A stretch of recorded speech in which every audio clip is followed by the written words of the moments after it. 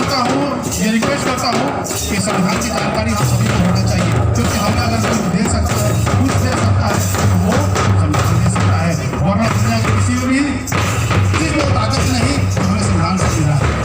धन्यवाद।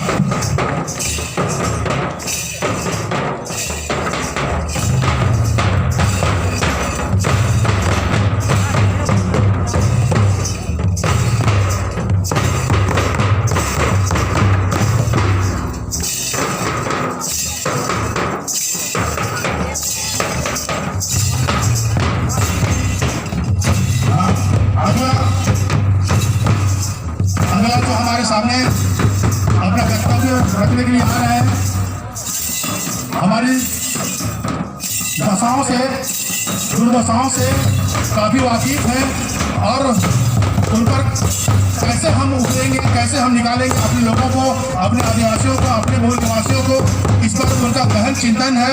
और उसके लिए मैं आमंत्रित करना चाहूँगा LM उरांव सर को, और तालियों के साथ इनका स्वागत करें। हर किसी के दिल में आग है, हर किसी के दिल में आग है। और देखें हमारे सर आपके सामने में क्या रखते हैं।